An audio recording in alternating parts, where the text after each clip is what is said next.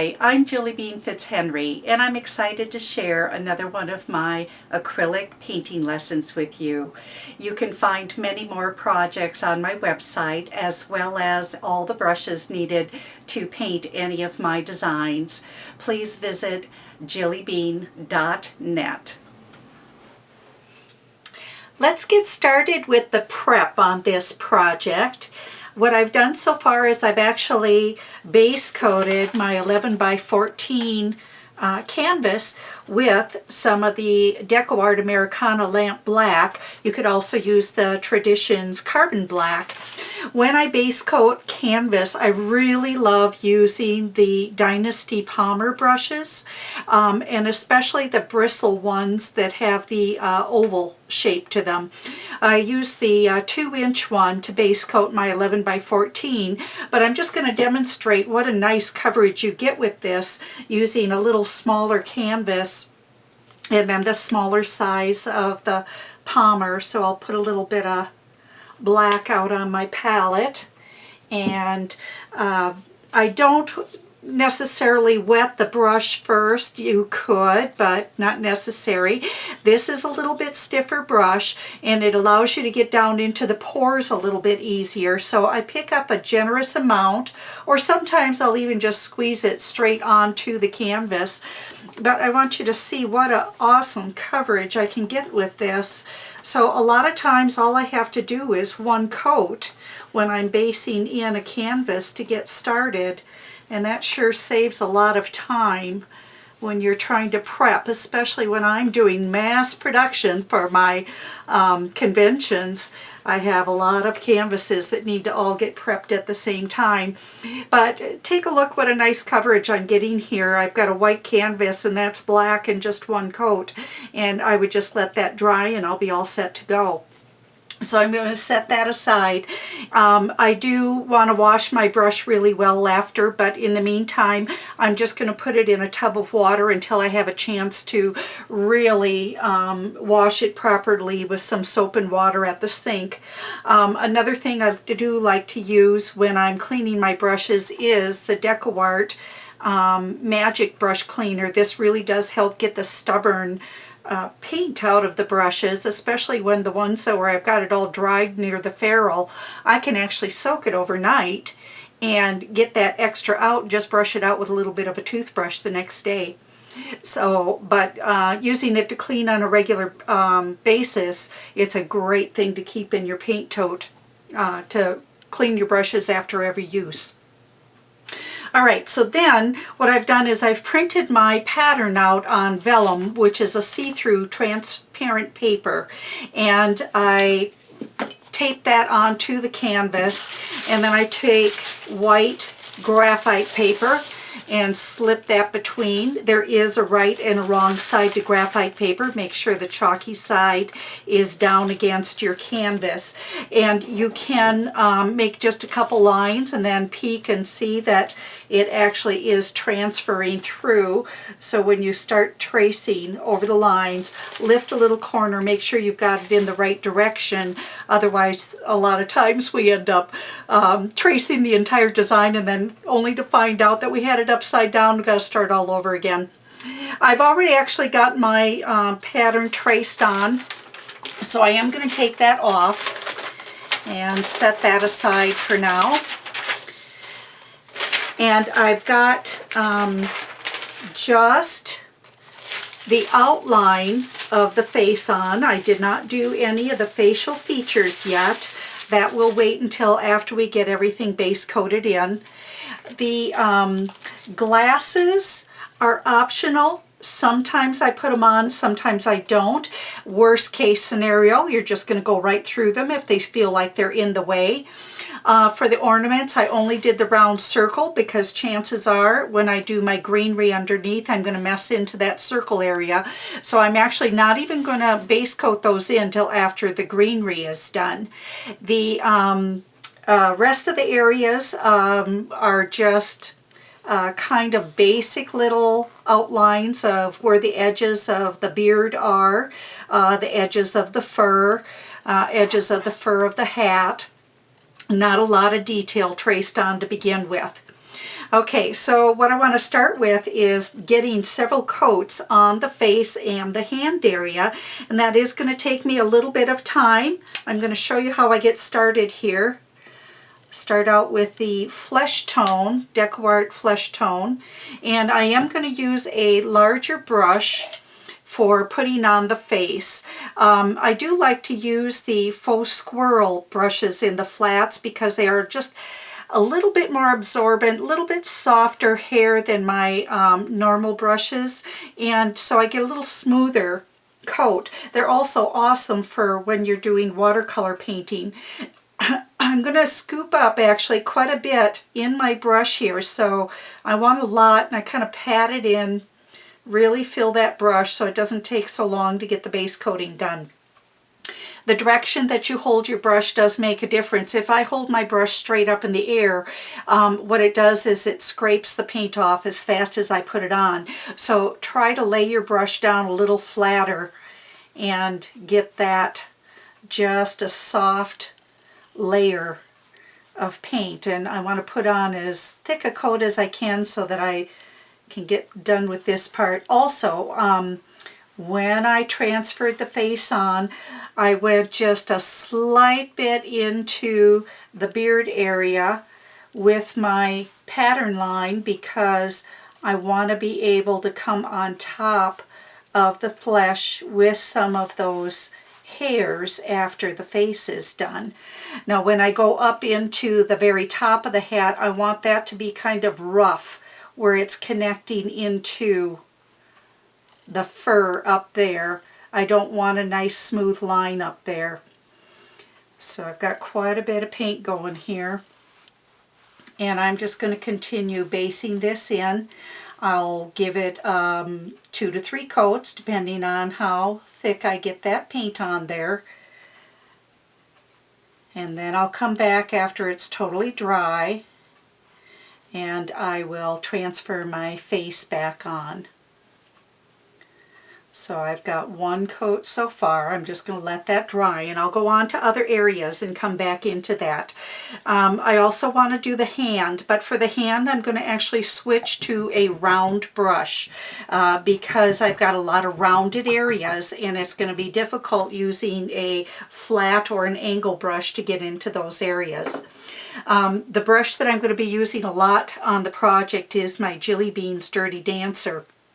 And what this has is a round on one side and a blender brush on the other. I use the round brush basically when I get into my blending to lay the color down. I'll flip the brush over and use the blender side to actually blend the colors. But the large Dirty Dancer is what I'm using. It comes both a small and a large, but for the bigger areas I'm going to use the large. So I'm really plumping that round brush up with a lot of paint so that I can get a better coverage. When I go to do these fingers, I want to get a nice clean edge, so I'm going to just be a little bit more careful as I paint these in. There again, it's going to take probably 3 coats to get this in, and I'm going to actually go right up against the nail. You could put that on and come back and trace it on when you have to trace your face on, or sometimes just the way you fill it in you can still see the lines, but I think I'm just going to go right through it, and I'll come back after and either sketch those in or trace them back on. Nice solid coverage in the hand area. But pull your strokes in the direction that the hands or the fingers are going. You wouldn't want to be able to see the brush marks going the opposite direction. It won't look as natural. So try to just be a little bit more careful and follow that outline edge and get those fingers in there. Now I believe in going back and cleaning up and touching up areas as well. It's not always perfect first time around as I'm working on my pieces, and as long as I know I can go back and play and fix it up and touch it up, it's just fine. I try not to add water into the paint because what that does is it makes the colors more transparent, and I want to be able to get a solid coverage when I'm base coating. So the less water the better, but you may find as your paint sits out on your palette it gets a little bit dry or thick, and you might have to add just a little droplet of water at that time when you're basing in. Just try to work in the directions and keep smoothing out the paint. And I actually don't mind if there's a little bit of a ridge on the outside edge. I just don't want any ridges in the very middle of the fingers. So just smooth those out best you can. First coat is always going to look a little bit blotchy. That's because you don't have a solid coverage yet. So just pull the strokes in the direction that the fingers are growing and you'll be fine. Now when I get all of my flesh in, there's a couple other things I'll base in first before worrying about drying this. But if at the time I get my next steps base coated in, the flesh areas aren't dry, I will come back with a hair dryer and get them a little speed drying going there.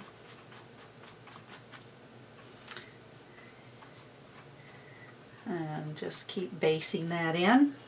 Get a little bit more color out on my palette. And that's the Americana Flesh Tone.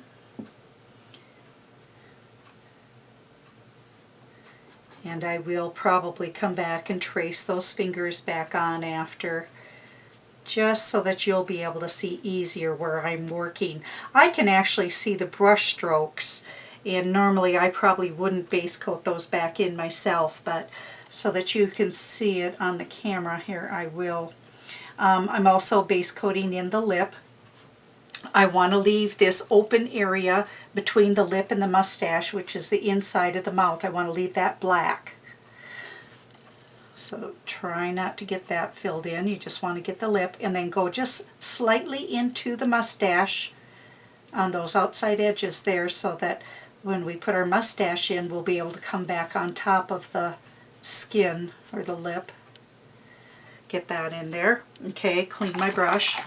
A couple other areas I can go ahead and get based in would be the hat and a little bit of his sleeve or shoulder areas. And I love using the Decoart Traditions paint, and I'm going to be using the burgundy. You certainly can use the Americana colors as well. Decoart does have a conversion chart on their website, so please visit that, decoart.com, and you'll be able to look up all kinds of fun informational things. All right, I want to get the hat based in. I'll go back and use my flat brush. And there again, I'm not going to add water unless my paint feels too thick and I'm not getting a smooth coat. It's a real dark color against the black. It's not going to show up real well to begin with. When we put our highlights in, it'll be perfect.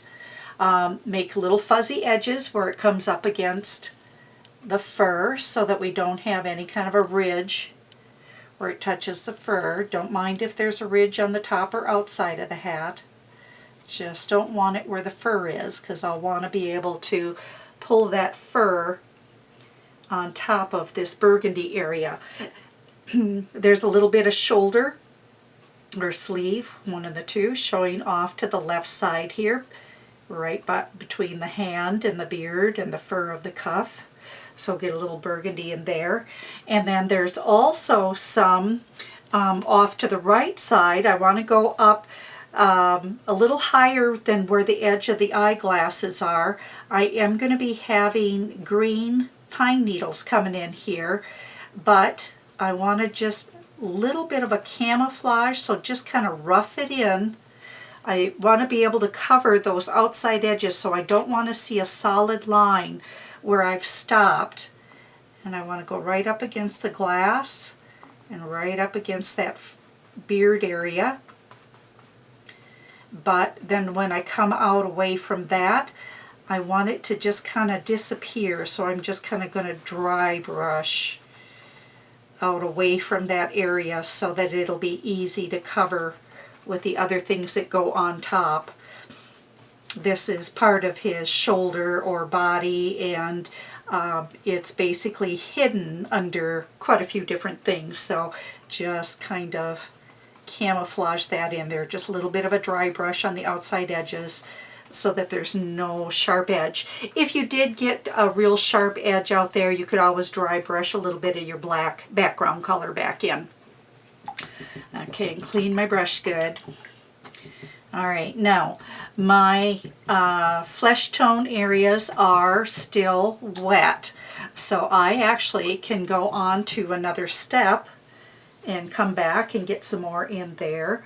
What I'd like to do next is I'm going to zoom in a little bit more so that you can see the beard. I can actually start some of the layers of the beard and get a little bit closer here so you can see better. For that, I start with just kind of an undercoating, and I'm going to use the Dynasty Wave Brush. A size 8, size 10, size 12, anything around those. This happens to be a 10. You can see that there's like a little wavy edge on the tips where somebody looks like they took a pinking shears and trimmed the tips off of this brush. I'm going to start with a medium white for my first layer. If I started out with a bright white, it would be impossible to highlight the beard, so we've got to start out with a little bit darker color, and there again, that's the traditions. Now if you don't have the medium white, you can just take some white and make it a dirty color. Add some burnt umber, maybe a little raw sienna, just dirty it up a little bit so it's not quite so bright of a white. You could even start with a light gray color. Okay, so I'm going to wet the brush, and I'm actually going to thin this medium white paint out a little bit with some water. So I had a little extra water in that brush. I want to thin it down, kind of plump the brush up, but I want to make sure I don't have any great big globs of paint on the tips. I want to be able to see those little fine tips. Now when I hold this brush, I'm actually going to hold it straight up in the air so that those little wavy tips are all touching the surface at the same time. Let's start here. And can you see, if I barely touch, I can get these kind of thick lines. And to start with, all I want to do is I'm like basing in the beard, just kind of pulling the hair in the direction that it's going. I don't want skinny lines at this stage because this is my undercoating. I'll save the skinny lines for the fine detailing at the end. So this is like base coating with thicker lines to begin with. Now the wave brush allows you to do this step a little bit faster. You can pull from the outside in or the inside out. Don't worry if you get some areas a little bit thicker than others or a little bit too filled in at this stage. We come back with quite a few layers of paint on the beard, and we can always even come back with some black and add some black lines in if we needed to. But you always want to wait until you've gotten a little bit more done before you worry about coming back and breaking up. Sometimes some of those areas that you accidentally got a little too solid, they become your highlight area anyway, and you're going to probably be just fine. So, but just try to work at getting a light touch. Don't put any pressure down. You just pull with the very little tips and just kind of pull in the direction. Really look at your photograph and your drawing for the direction that those hairs are going. And I'm going to wait on the mustache. I want to get the beard in first. Don't worry if you mess into the eyeglasses a little bit.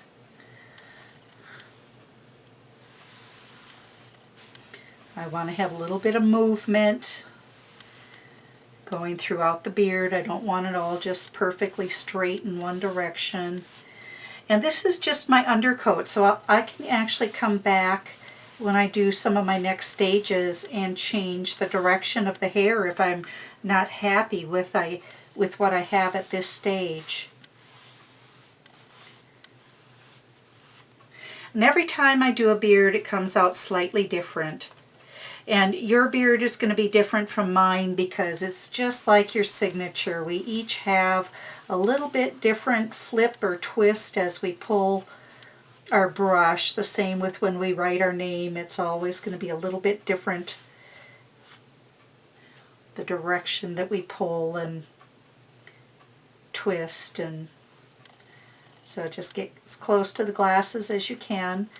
And there again, I could be pulling from the bottom up or the top down, and I just kind of fudge in around those areas afterwards, usually on the tips of the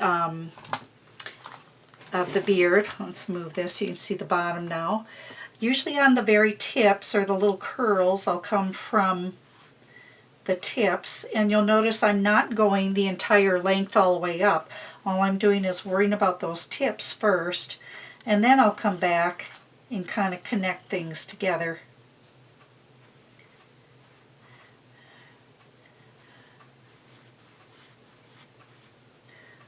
So just continue, very, very, very light touch. I can't stress that enough. You know, and always test it, maybe even on your palette, to make sure you're getting a light touch, or have a piece of paper handy just to practice or play with first. When I first started painting, we didn't have all these fun brushes available to us, so I used to use a little round brush, and let me tell you, it took a long time to do these beards. This is just so much faster, being able to use these fun specialty brushes to get the job done quicker. I'm just going to add a little bit more here and there to a few areas. I don't want it to be solid,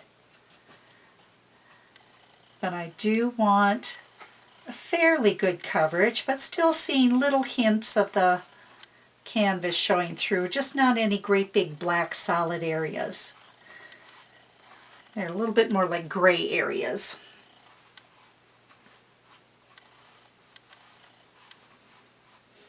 And I've added more water into this, especially for this second time. Just remember, don't get too solid. And if you do, not a problem. You can just come back and break it up with some black. And I would just go ahead and use the same wave brush and thin my black with water and just re-stroke back on top. And if you needed then, once that dries, to come back with your white again, you sure can. I'm going to wait on the fur of the hat because I want to get the face done first before I can do any of that.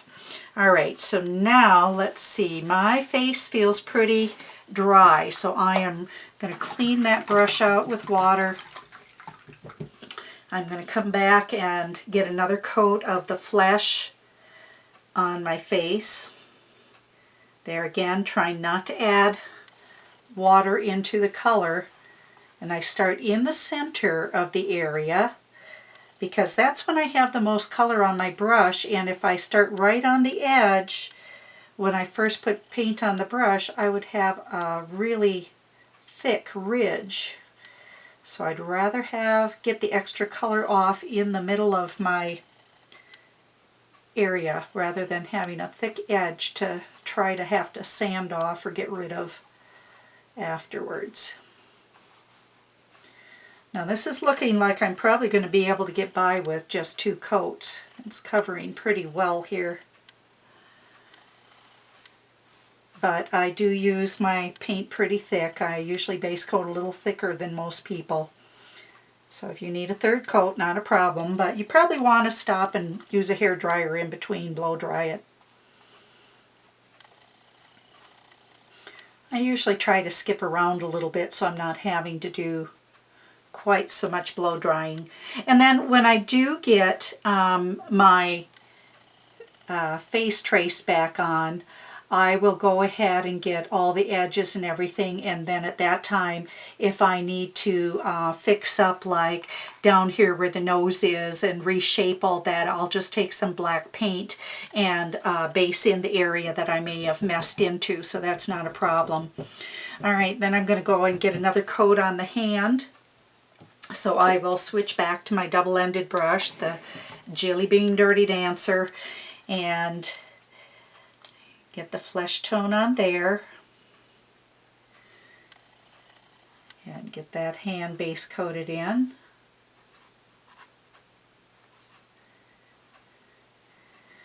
Now, it's not too often that I will do hands on a project, only because they do take a lot of time to do. And a lot of my designs are geared for teaching at conventions. So you're kind of limited to what you can actually accomplish within a short period of time. So this is one of those projects that's really a good idea to be able to start and stop on your own time at home. Just continue. And I know it's getting a little difficult to see where the edges between the fingers are, but if I leave a great big thick line showing between the fingers, it's going to be hard to cover, so I would rather just go back and re-put the design back on once this flesh has dried.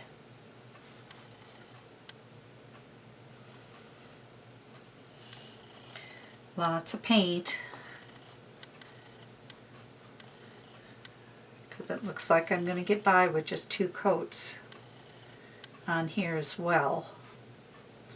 But you do want a solid coverage, so don't skimp on this step. You are going to want to see nice solid areas before we can do any highlighting and shading.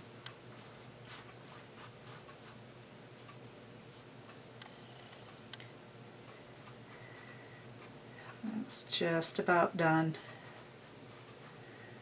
There again, I'm going to leave it a little bit ragged where it touches the fur area, so that'll be easier to camouflage, so I don't have a harsh line there.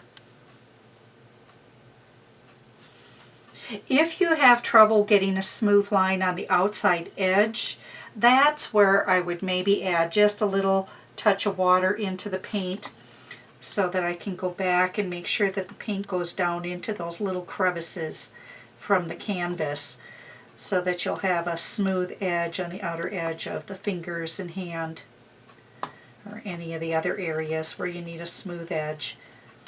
Now if you're working on a wood piece, it's not quite as difficult to get that smooth. And let's get a little bit in the lips.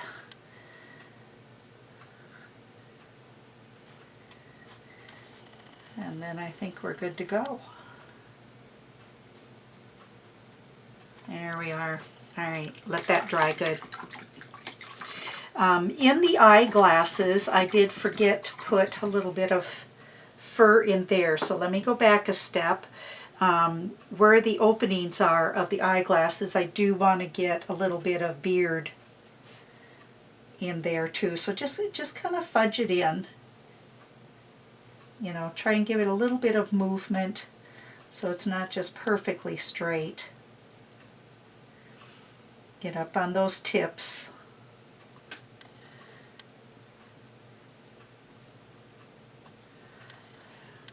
Because you would see some fur showing or some beard showing through those eyeglass areas. Alright, I'm going to wait on the mustache till after I get more done on the face. It'll just be easier to be able to see that. In the meantime, I am going to go ahead and get my highlights in on my hat and a little bit on the shoulder. So let's zoom in just a little bit more. And we're going to get highlight up on the top of the hat area there. Okay, for the highlights, I'm going to use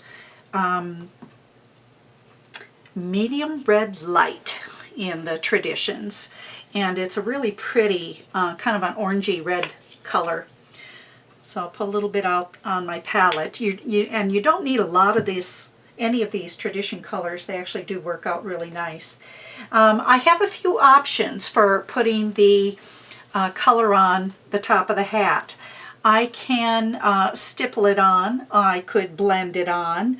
I could use a Deerfoot. I could use a wave brush. I really have a lot of options. I think I'm actually going to use the wave brush this time.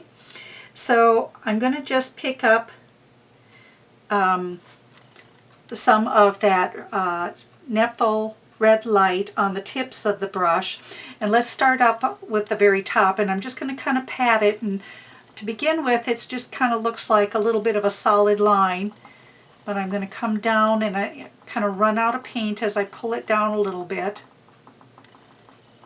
Lighter, lighter, lighter touch. And then I'll switch to my blender brush, and I'll actually wet that first in some water. And then I'll use my blender brush to just kind of tap away any kind of a harsh ridge where I stopped with that color, so that it blends from color on the very top to nothing down below. I want to get some wrinkles going in the hat too, so I'm going to come down a little ways. I'm going to leave some of the burgundy showing between, and I'm going to get kind of a little bit of a wavy line going here. There again, just kind of stippling, holding the brush at like a 45-degree angle, and it's pointing towards the top of the wave area so that it's easier to run out of paint. And then stop with my wave and use my blender side of my brush to just kind of tap that in. Now, if I still ended up with any kind of a harsh line down at the bottom edge of my folds, I could stipple a little bit of the burgundy to camouflage that. There's not a whole lot to this hat. I'm going to get some more coming to the outside edge over on the other side, another little wave kind of breaking up in there. But I do want real bold, bright color so that it looks a little bit neon on the top edge. And you're going to see a little bit more water on my blender, but blotted on my towel. And use that to just kind of blend away and soften that bottom edge. I can put a second coat on here afterwards. You're going to see that as this dries, it does kind of disappear a little bit. And you may have to come back and reinforce the color. And after I get more done to the project, I'll decide if I want to put a little bit more of a lighter color on here or not, or just leave it as is. I don't need to draw quite so much attention to that area, but that's all there is to the hat on the very top. Then I'm going to do a little bit on the shoulder. You can see just a little piece of shoulder down here. Now, if you're having trouble getting this to blend, you could even moisten, and I would just use a little bit of water at this stage instead of the extender blending medium yet. And you could moisten the surface first if you needed to, but this is blending in very nice. I just want to get a little bit of color and come maybe halfway between the top edge of the shoulder there and towards the hand, so that you see a little bit of color going on in there. I'm not going to do any color on the other side where the burgundy is by the glasses. I want to leave that just the darker burgundy color. So that is all we need to do for those areas.